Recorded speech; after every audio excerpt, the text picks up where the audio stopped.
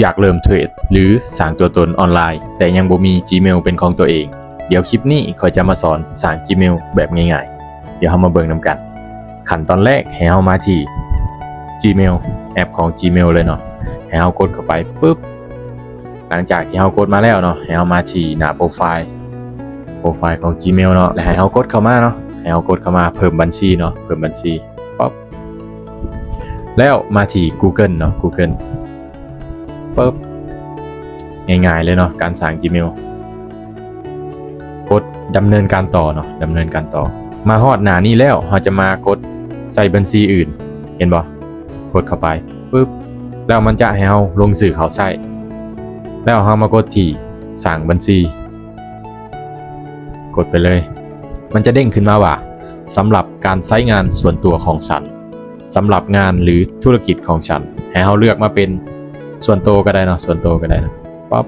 กดเข้าไปมามันจะให้เราใส่ชื่อเนาะชื่อกับนามสกุลให้เราใส่จังใดก็ได้เนาะหรือว่าใส่ชื่อของเราเนาะค่อยชื่อเจมมี่เนาะเดี๋ยวใส่เจมมี่เนาะ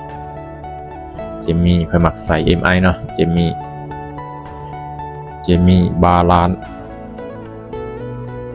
ออฟพาวเวอร์มาใส่ชื่อเทคนิคเลยจังหวะนี้นะเทคนิคการเทรดเนาะมา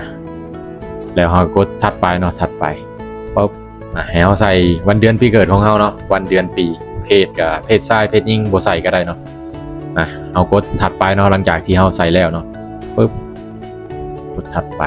นี่มันสิมีช้อยให้เราเลือกเนาะ3ช่องเลยเราสิสร้างเองก็ได้เนาะหรือเราสิเอาตามที่มันกำหนดมาให้เนาะมาบาลานซ์ออฟพาวเวอร์เจมมี่เนาะเจมมี่บาลานซ์ออฟพาวเวอร์สื่อโคตรตึงเนาะมาพอสิเลือกตัวที่2เนาะตัวที่2ปั๊บหลังจากนั้นเรากดถัดไปเนาะถัดไปปั๊บ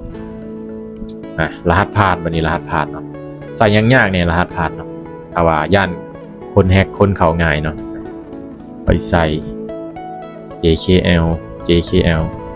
แล้วก็ใส่ดอลลาร์เนาะบวกนี่ใส่ประมาณนี้เนาะแล้วเราก็แคปไว้ก็ได้เนาะแคปไว้ก็ได้ปึ๊บแคปไว้เผื่อย่านลืมเนาะเอากดถัดไปบันนี้ถัดไปปั๊บมันให้ใส่หมายเลขเนาะหมายเลขโทรศัพท์เอาสิใส่เลยก็ได้หรือว่าบ่พอใส่มันสิมีปุ่มกดข้ามหรือว่ากดถัดไปอยู่เนาะเอากดข้ามเลยก็ได้เนาะปึ๊บมาฮอดหน้านี้แล้วเนาะกดถัดไปเลยเนาะถัดไปเลย Gmail เราออกมาแล้วเนาะตอนนี้ปึ๊บถัดไปฮอดหน้านี้แล้วเนาะให้เราเลื่อนลงมาจนสุดเนาะเลื่อนลงมาเห็นบ่มันจะมีสัญยอมรับเนาะให้เรากดเข้าไปเลยปึ๊บโอเคถือว่าเสร็จเรียบร้อยเนาะการสร้าง Gmail ง่ายๆเลยบ่มีหยังยากเนาะสำหรับคลิปนี้ก็ใครที่ยังสร้าง Gmail บ่เป็นเนาะให้มาเบิ่งคลิปนี้ได้เลยสำหรับคลิปนี้ขอบใจ